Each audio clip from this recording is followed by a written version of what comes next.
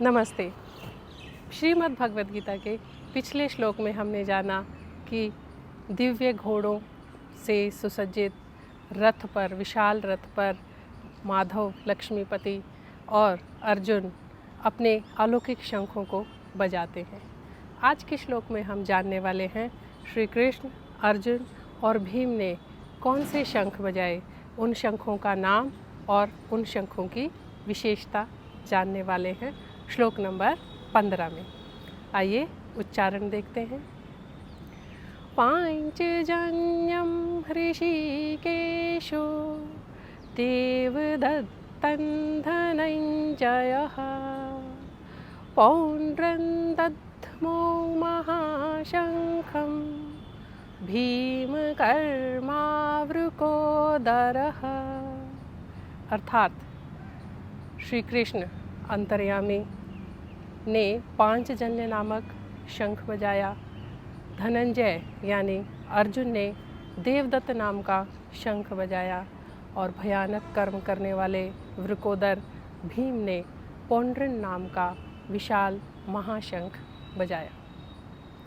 इस श्लोक में हमने शब्दार्थ में देखा कि नाम जाने ऋषिकेश यानी अंतर्यामी श्री कृष्ण जो सबके हृदय की बात जानते हैं, भीतर के भावों को जानते हैं। उन्होंने साक्षात पांडव सेना के साथ खड़े होकर पांचजन्य नामक शंख बजाया। पांचजन्य एक शंख शरीरधारी दैत्य का नाम था, जिसको श्री कृष्ण ने मृत्यु दी और उसे शंख के रूप में धारण किया था। इसीलिए उनके पास जो शंख था उसका नाम पांचजन्य शंख था, जो हमारी पांचों इंद्रियों का प्रतीक है।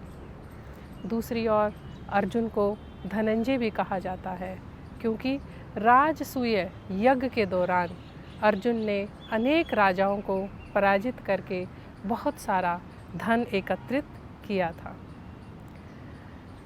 दैत्यों के साथ युद्ध के समय देवता इंद्र ने अर्जुन को देवदत्त नाम का शंख दिया था।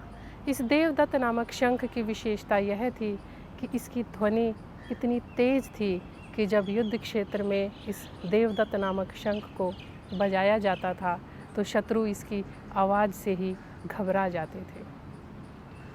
वृकोदर और भीमकर्मा भीमसेन के ही नाम थे और भीमसेन ने भी पौंड्र यानी प्रीति नाम का महाशंख बजाया, यानी आकार में बहुत बड़ा शंख बजाया।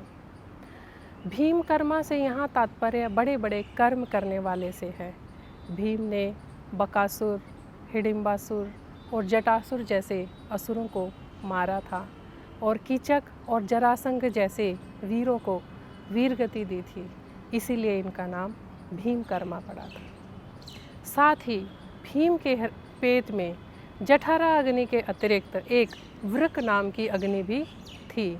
इस अग्नि की विशेषता यह थी कि अधिक मात्रा में भोजन को पचाने में भीम का सहयोग करती थी। उदर में वृक नाम की अग्नि होने के कारण ही भीम को वृकोदर भी कहा जाता है। इस श्लोक में पांचजन्य शंख की ध्वनि पांचों इंद्रियों को हमारी पांचों तन्मात्राओं के साथ समेटकर उस ईश्वर में एक होने की घोषणा का प्रतीक है। देवदत्त शंख की ध्वनि अपने इष्ट के प्रति लगाव का प्रतीक है और पौंड्र शंख की ध्वनि यानी भाव रूपी भीम में ही प्रीति निहित है। यह श्लोक हमें प्रेरित करता है अपनी इंद्रियों को अपने तन मात्राओं के विषयों के साथ समेटने की, उस इष्ट में ध्यान करने की। अगले श्लोक में हम जानेंगे नकुल, सहदेव और युधिष्ठिर ने किस नाम के शंख बजाए और उनकी क्या विशेषता थी। आज के लिए इतना ही। जय श्री कृष्णा।